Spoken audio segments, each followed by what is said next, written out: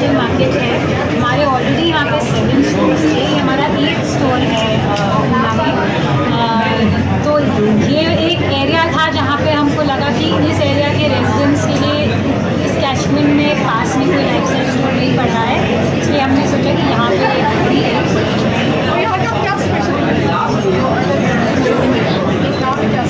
Lifestyle का speciality ये है कि आप फैशन से रिलेटेड कोई भी चीज़ चाहिए आपको सब चीज़ एक रूफ के नीचे मिल सकती है। आप एक ही जगह आएंगे, आपको western wear, ethnic wear, lingerie, makeup, perfume, sunglasses, men's wear, सब चीज़ एक जगह में मिल सकती है। और बहुत सारे ब्रांड्स के ऑप्शन हैं आपके पास, बड़े से बड़े इंटरनेशनल ब्रांड्स और इंडियन ब्रांड्स सब एक जगह मिल सकते हैं। तो आपका जो भी स्टाइल रिक्वायरमेंट है आपको मिल सकता है। तो आप पूना में किसी भी लाइफस्टाइल में जाइए, किचन पर या कहीं और, आपको सब एक जगह में जाके बहुत conveniently best of fashion, best of brands. Madam, अभी आपने कहा कि पूना बढ़ रहा है, पूना में स्कोप है, लेकिन पूना एक कॉस्मोपॉलिटन सिटी है जिसकी वजह से मॉल्स बहुत बन रहे हैं। तो कंपटीशन के ज़माने में अपने आप को कैसे आप देखते हो? देखिए, लाइफस्टाइल का एडवांटेज ये है कि हमारा बहुत पुराना रिश्ता है फैशन के साथ।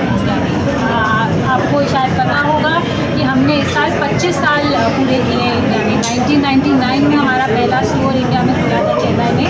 वहाँ से हम आज 117 स्टोर्स पे पहुँच गए हैं। तो लाइफस्टाइल की जो जगह है वो अलग है। कंपटीशन तो बढ़ रहा है, पर लाइफस्टाइल की जगह अलग है, यूनिक है, और लाइफस्टाइल भी ग्रो कर रहा है। हमारे कंज्यूमर्स हमारे पास आ रहे हैं, न्यू कंज्यूमर्स हमारे पास आ रहे हैं, तो ग्रोथ है। और अभी फैशन मार्केट जो इंडिया में है वो इतनी स्पीड से ग्रो कर रहा है कि सबके लिए जा रहा है। हमारे लोगों की ज़्यादातर मेंटालिटी होती है जितना सस्ता मिले उतना अच्छा। तो प्राइस वाइज कैसा है लाइफस्टाइल? वैसे ये बात सही नहीं है। कंज्यूमर्स हर तरह के होते हैं। मतलब कुछ लोग बहुत सस्ते पे ज़्यादा ध्यान देते हैं कि उनको प्राइस पे देखना है। जो बाकी लोग हैं उनको हाई फैशन चाहिए, उनको जो थोड़ा अपना वॉलेट छोड़ के बिल करने को तैयार भी होते हैं। तो हर टाइप के कंज्यूमर्स हैं। लाइफस्टाइल में दोनों चीज़ें मिलती हैं। तो हमारे पास बहुत वाइड रेंज है प्राइस की। तो आपको हाई क्वालिटी गारमेंट्स मिलेंगे, कुछ जो ज़्यादा अफोर्डेबल है, कुछ बहुत प्रीमियम इंटरनेशनल ब्रँड्स के भी गारमेंट्स हैं, तो दोनों मिलेंगे।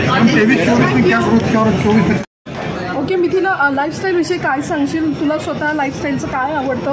कुठल्या गोष्टी तू शॉपिंग करते लाईफस्टाईलमधलं, काय सांगशील? एक तर मला असं वाटतं की हे जे ऑटम विंटर 2024चे कलेक्शन आहे ते इतकं अगदी मला साजेसं किंवा माझ्या स्टाईलला साजेसं आहे. कारण माझी रोजची स्टाईलच इतकी रिलॅक्स्ड इझी असते की मला फार असा विचार करायला आवडत नाही रोज, म्हणजे रोजच्या कपड्यांकरता. की कोणत्याही स्टोअरमध्ये मला जायला आवडतं, काहीतरी बघायला आवडतं, ते बघून लगेच आवडून मी ते घेते आणि जाते. मी फार विचार करत नाही शॉपिंगबद्दल. मी नेहमी म्हणते की मी खूप इम्पेशंट शॉपर आहे. म्हणजे मला ऑनलाईन शॉपिंग करताना सुद्धा जर खूप असं स्क्रोल करायला लागलं तर मग मी बोर होते. त्यामुळे लाईफस्टाईल स्टोअर्सचं जे हे नवीन कलेक्शन आहे ते माझ्यासाठी अगदी एकदम परफेक्ट मॅच आहे माझ्यासाठी. कारण की मी या स्टोअरमध्ये आल्यावर मला जितकं काही दिसते ते सगळंच मला आवडतं आहे. त्यामुळे मला असं वाटतं की इनफॅक्ट मी जे घालते तेही लाईफस्टाईल स्टोअर्सच आहे. त्यामुळे तुम्हाला कळेलच की हीच माझी स्टाईल आहे. डेनिम ऑन डेनिम किंवा स्नीकर्स किंवा इझी पीझी ड्रेस किंवा फ्रेश लाईट कलर्स, हे सगळे या सगळ्या माझ्या आवडीच्या गोष्टी आहेत आणि ते सगळं इथे आहे. त्यामुळे Mithila Palkar, as a person, how do you align yourself with this lifestyle store?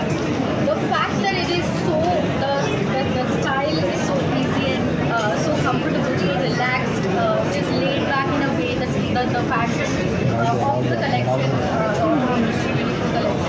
and that is exactly who I am. I'm very I like being comfortable in my own skin. I don't like going too ham on जैसे मला खूप loud काही करायला I don't enjoy that unless it's a requirement of an event. So I'm talking about an everyday, like a day-to-day. So that's a very different. You said you are a very relaxed kind of shopper. What do you have to say about the fabric, the colors of the store? In the collection are very nice and fresh. The fabric feels very comfortable to the skin. It is not something that's stingy. It is fitting absolutely like hand in glove. It is extremely नवीन कपडे जेव्हा आपण खूप सारं shopping करतो, मागच्या जुन्या गोष्टींचं काय करतेस तू?